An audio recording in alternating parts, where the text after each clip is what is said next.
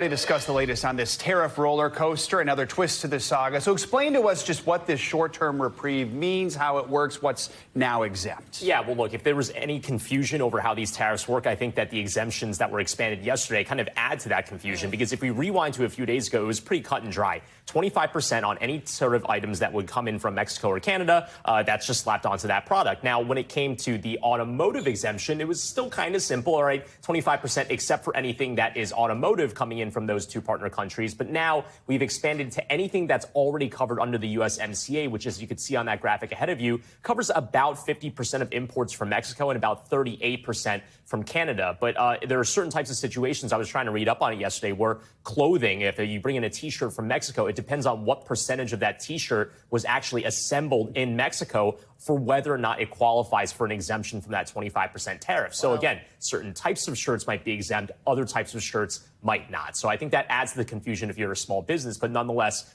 you certainly see a little bit of a sigh of relief, because at least the tariffs do have the opportunity in some cases to cover more categories than we originally thought when these tariffs were put in place on Tuesday. Obviously, we don't know exactly what's even going to happen on April 2nd, because we haven't known what's going to happen all week. It's been so much back and forth. But with it just being that month, for these businesses that you reference, I mean, is this a reprieve? Is this kicking the can down the road? Do you feel good about this morning? I mean, it really is kicking the can down the road, because, I mean, 4 weeks, it flies by just like that. And I want to point out that the original 25% tariffs on Mexico and Canada were supposed to take place the first week of February, until there were those concessions that Mexico and Canada offered on fentanyl, kind of like procedures at the border.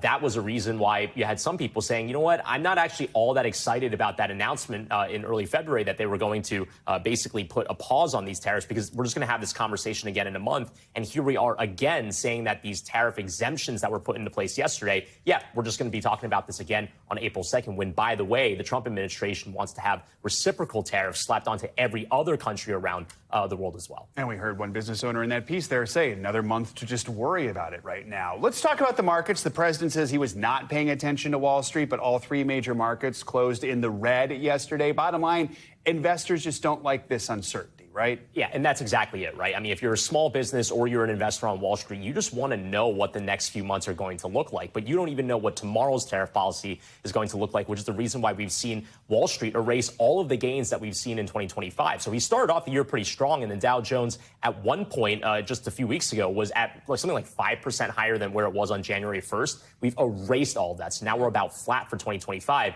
If you're an investor or anyone that's looking at your 401k, you're probably looking at it and going, oh, this has not been ideal for me. Yeah, absolutely. For people, businesses, sectors of the economy that are not part of these exemptions, what has this felt like so far? Yeah, well, I think one big category is oil and gas. So we have to remember that when it came to the Canada tariff specifically, what is such a major import that we bring in from our neighbors to the north is oil and gas. We bring in Canadian crude, we refine it in the U.S., and then we use that to fuel up our cars. So that isn't changed. So this exemption that was offered yesterday doesn't impact the fact that there's still 10%. It wasn't 25, it was 10% on Canadian oil and gas, which means that you have some like Gas Buddy projecting that specifically in the Northeast, because we have so much closer ties to refineries in Newfoundland in Canada, that, we could see gas prices rise like 20 to 40 cents per gallon just as soon as mid-March. That's not changing. So for everyone that's driving, you're still watching those gas prices. And also ahead of summer, when we tend to see the prices go up anyway, and spring break as well. There you go. Yep. Brian, all right, thank you so much. Brian.